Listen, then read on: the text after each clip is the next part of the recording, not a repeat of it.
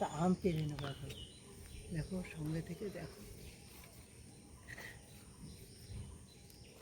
দারুণ একটা রেসিপি হবে। একটা আম হলেই হয়ে যাবে।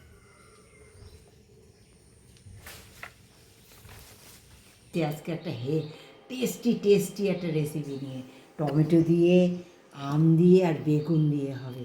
গাছের বেগুন, হ্যাঁ তোমরা তো দেখেছো আমার বেগুন গাছ আছে, এই বেগুন গাছ থেকে এই বেগুন তুলে নিয়েছি। এই বেগুনটা সব থেকে সুস্বাদু, কাটা বেগুন যাকে বলে। হ্যাঁ গাছে দেখো গায়ে পুরো কাটা, এই দেখো গাছেও কাটা, এই কাটা বেগুন দিয়ে হবে দারুণ সুস্বাদু রেসিপি। টেস্টি রেসিপি, সুস্বাদু রেসিপি মানে টেস্টি জিভে জল আনা রেসিপি। দেখো এরকম লম্বা লম্বা করে কেটে নেবো। হ্যাঁ যেমন খুশি কেটে নিতে পারো, তাতে অসুবিধা নেই। আমি লম্বা করে কেটে নিচ্ছি, লবণ জলে একটু ভিজিয়ে দিচ্ছি। কী করবো, সঙ্গে থেকে পুরো ভিডিওটা দেখতে হবে, একদম স্কিপ করলে হবে না। হ্যাঁ দুটো বেগুন নিচ্ছি, এই আম কেটে নেবো আমি, আমটাও এরকম লম্বা লম্বা করে কেটে নেবো, আর টমেটোটা কেটে নেবো। কেটে নিয়ে ফিরে আসছি তোমাদের সঙ্গে। আদা রসুন সব আছে। এই দেখো কটা মশলা করে নেবো, তোমরা সঙ্গে থেকে দেখো। দিয়ে দেবো কটা লঙ্কা, খুব বেশি ঝাল এখন দেবো না, আমি পরে দেবো। দেখো লঙ্কা দিয়ে দিলাম, শুকনো লঙ্কা দিয়ে দেবো, মৌরি অল্প একটু মৌরি দিয়ে দিচ্ছি।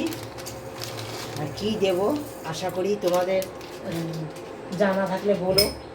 আমি যে রেসিপিটা করছি একদম অসাধারণ একটা রেসিপি। দিয়ে দেবো অল্প পাঁচফোড়ন, সামান্য পাঁচফোড়ন দিলাম এই মৌরির মধ্যে, সামান্য, খুব বেশি না। আর দিয়ে দেবো জোয়ান,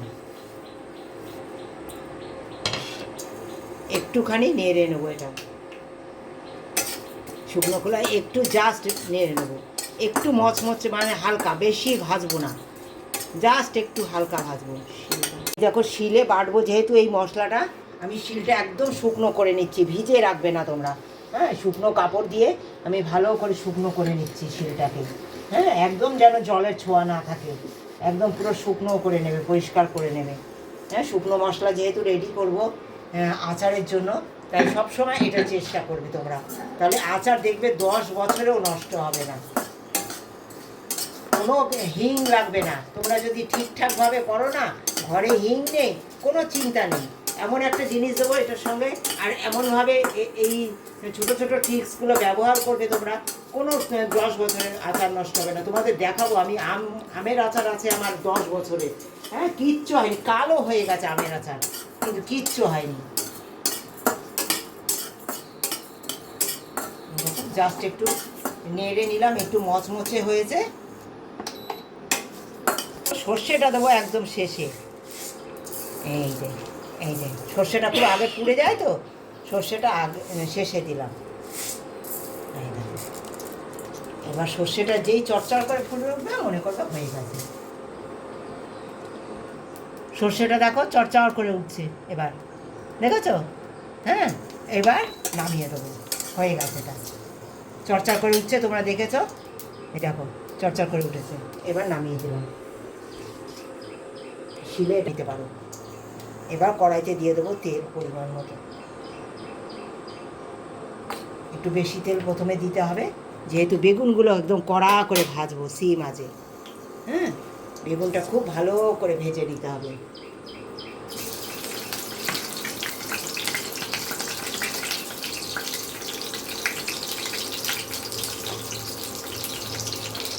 তেল ছিটবে তাই হলুদ দিয়ে দিলাম আগেই, অল্প লবণ দিয়ে দেবো আমি। বেগুনটা দেখো দেওয়ার সময় একদম জলটা চিপে দেবে যতটা পারবে। একবারে বেগুনের এই আচার খেয়ে দেখো, অনেক আচার খেয়েছো, জাস্ট অসাধারণ, এমন একটা সেন্ট বেরোয় না এই বেগুনের আচারে, ও জাস্ট অসাধারণ লাগে। খুব ভালো করে কড়া করে এটা ভেজে নেবো আমি। মশলাটা কিন্তু মিহি করবো না, একটা দরদরে ভাব থাকবে। হ্যাঁ দেখো তোমরা, এই যে দেখতে পাচ্ছ, হ্যাঁ একটু দরদরে ভাব থাকবে। দেখো এই সামান্য এরকম ডলা দিলেই দেখো এটা এত সুন্দর গন্ধ বেরোচ্ছে না, জাস্ট অসাধারণ। এই যে দরদরে ভাবটা থাকবে, মিহি করলে চলবে না। হ্যাঁ, মুখে বাঁধবে। দেখো মশলাটা দেখো করেছি, এরকম করতে হবে। এই দেখো লঙ্কাগুলো মিহি করিনি, এরকম থাকবে। ঠিক এরকমভাবে আমি এটা নামিয়ে নেবো। তোমরা এরকম উল্টে পাল্টে বারবার উল্টে পাল্টে এটাকে একদম বেশ শক্ত শক্ত করে এটা ভেজে নিতে হবে বেগুনটা। হ্যাঁ, দেখো আমি সুন্দর, পুড়ে যাবে না, অথচ ভেজে নিতে হবে এরকম লাল লাল করে ভেজে নিতে হবে, কোনো জায়গায় যেন কাঁচা না থাকে। হ্যাঁ, এরকমভাবেই এটা ভেজে নিতে হবে, সুন্দর শক্ত হবে, আবার ভাজাটা লাল লালও হবে। হ্যাঁ, কোথাও পুড়ে যাবে না, ঠিক এইভাবে।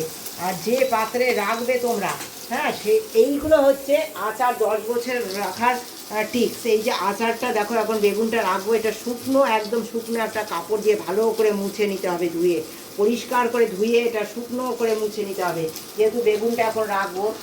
রাখার জন্য এরকম এই টিপসগুলো ফলো করলে পরে আচার 10 বছরও নষ্ট হবে না। দেখো আমি সুন্দর করে দেখো নামিয়ে দিচ্ছি, এই যে একদম শুকনো পাত্রে নামিয়ে দেওয়ার পর দেখো তোমরা সঙ্গে থাকো, একদম ইউনিক একটা রেসিপি।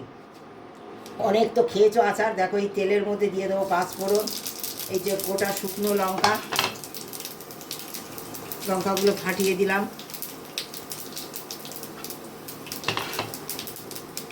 দিয়েছি দেখো এই যে জুলিয়ান করা আদা রসুন, এইটা অবশ্যই লাগবে এই আচারের জন্য। এই দেখো জুলিয়ান করে কেটে নিয়েছি এই আদা রসুন, এই রসুনটাও আমি জুলিয়ান করে কেটে নিয়েছি। তোমাদের দেখে মনে হচ্ছে গোটা, কিন্তু না। দেখো সব রসুন দেখো এই যে জুলিয়ান করা, এই দেখো আদা রসুন সব জুলিয়ান করা, এইভাবে ভেজে নিতে হবে এই জুলিয়ান করা আদা রসুনটা।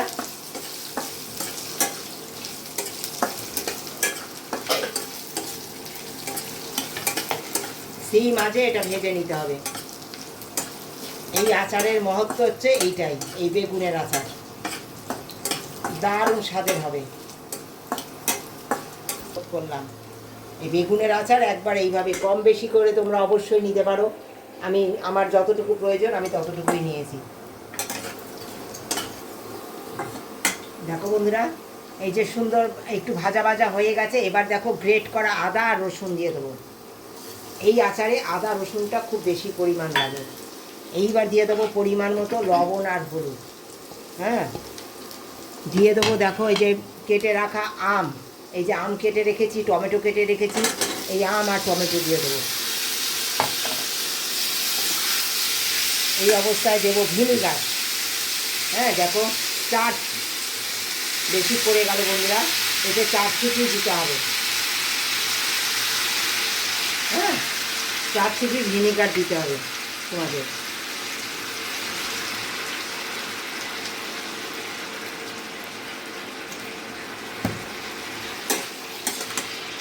দিয়ে এটা নাড়তে থাকতে হবে। এইবার দিয়ে দেবো তেল। দেখো যে যতটা তেল প্রয়োজন তোমাদের, যতটা আম টমেটো ততটা অনুসারে তোমরা তেলটা দেবে। এইভাবে আমি ভাজতে থাকবো আম টমেটো দিয়ে। এইবার বেগুনটা দিয়ে দেবো। আম গলে গেছে, বেগুন সমস্ত কিছু গলে গেছে, এবারে এই বেগুনটা দিয়ে জাল দেবো আমি। ছেড়ে দিয়েছে, তোমরা দেখেছো? আর সব কিছু সুন্দর গলে গেছে। এই আম বেগুনের আচার, এই যে কি দারুণ, সারা বাড়ি গন্ধে ময়ময় হয়ে গেছে, এমন একটা ফ্লেভার বেরোয় না, জাস্ট অসাধারণ।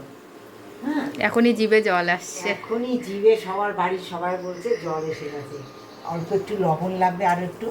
হ্যাঁ, বৌমা বললো, বৌমাকে খাইয়ে দেখলাম, লবণ দিলাম, জাস্ট একটুখানি হালকা করে চিনি দেবো, বেশি চিনি দেবো না। হ্যাঁ, একটুখানি, বেশি না, এটা বেশি চিনির প্রয়োজন নেই, অল্প একটু চিনি দিয়ে দিলাম।